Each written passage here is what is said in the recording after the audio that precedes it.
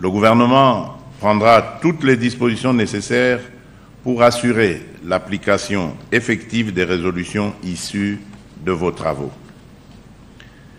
L'indépendance constitutionnelle du pouvoir judiciaire est non négociable.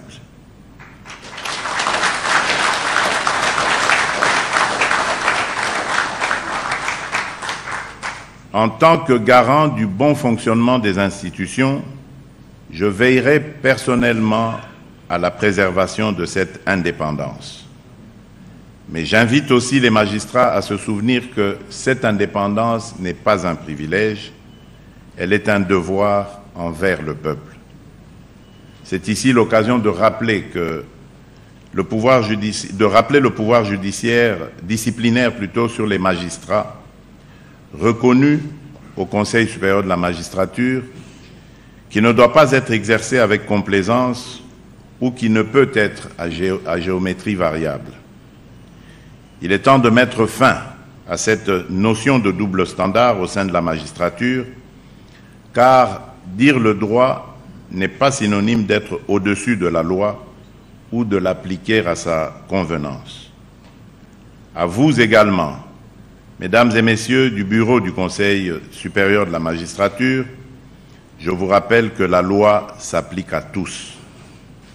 Aussi, j'appelle à un partenariat renforcé entre le gouvernement et le Conseil supérieur de la magistrature pour poursuivre ensemble les réformes nécessaires à l'élévation judiciaire. J'ai foi en votre engagement. J'ai foi en votre capacité à faire renaître notre justice. Que ces assises marquent le point de départ d'une ère nouvelle, celle d'une justice digne, forte et impartiale. Sur ce, je déclare ouverte la session ordinaire de l'Assemblée générale du Conseil supérieur de la magistrature. Que vive le pouvoir judiciaire. Que Dieu bénisse la République démocratique du Congo et son peuple. Je vous remercie.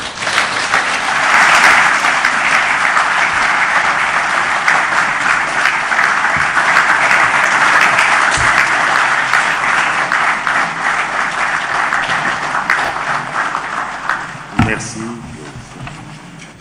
Excellence, Monsieur le Président de la République, ainsi prend fin la cérémonie de ce jour. Voici les modalités protocolaires.